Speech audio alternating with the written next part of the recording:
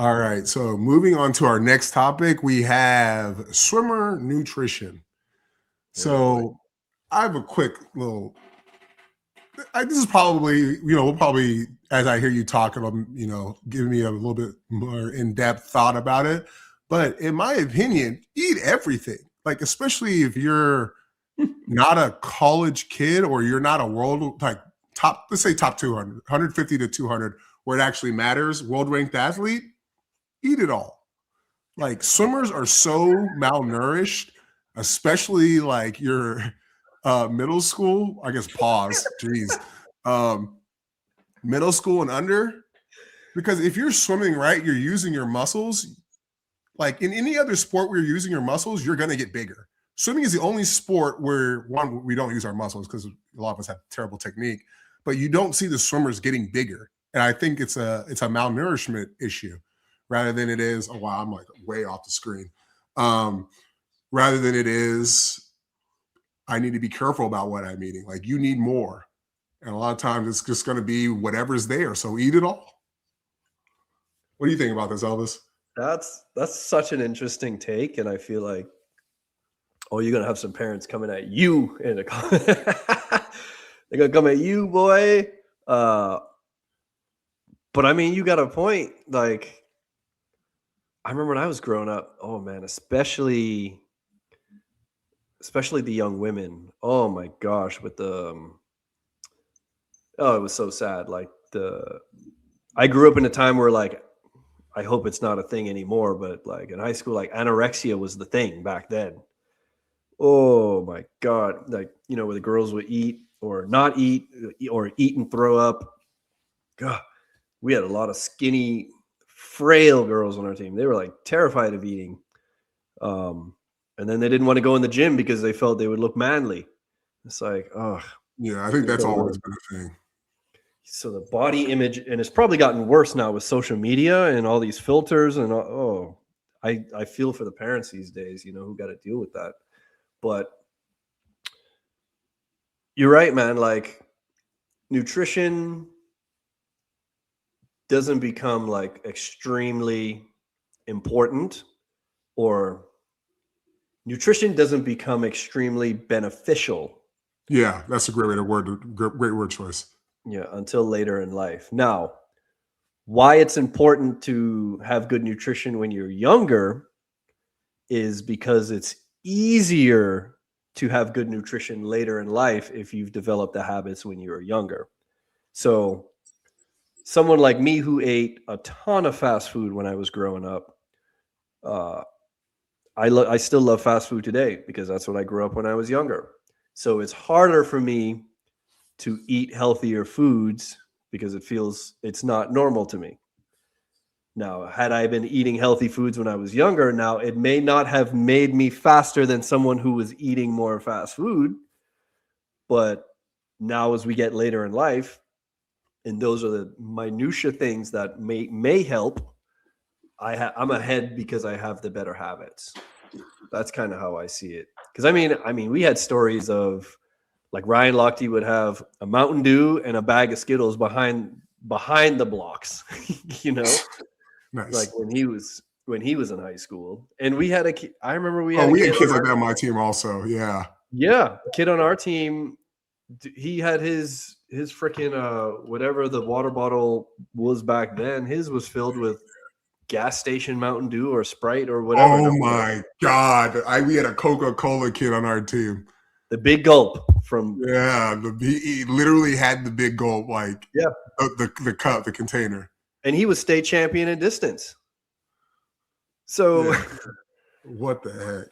And then so you're kind of right. Like a lot of times these parents, they try to be, overly nutritious with the kids and the kids just end up malnourished. Yeah.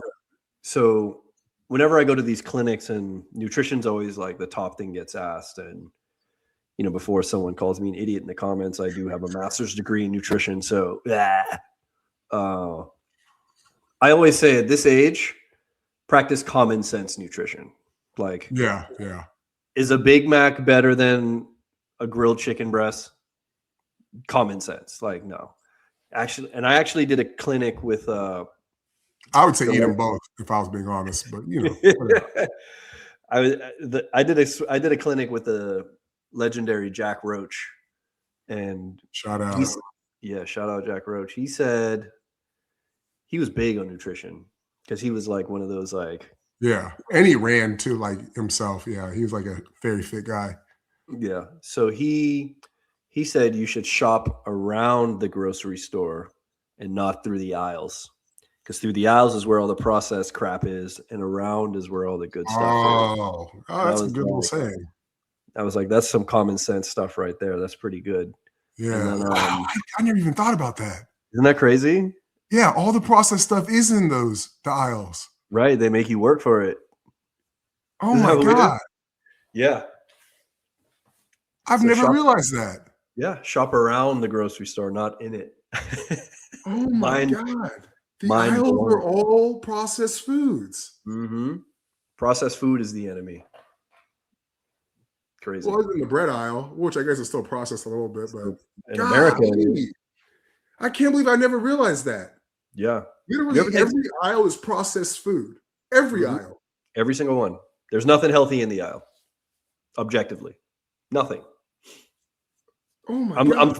I'm thinking in my head through each aisle. Yeah, me too. And there's nothing.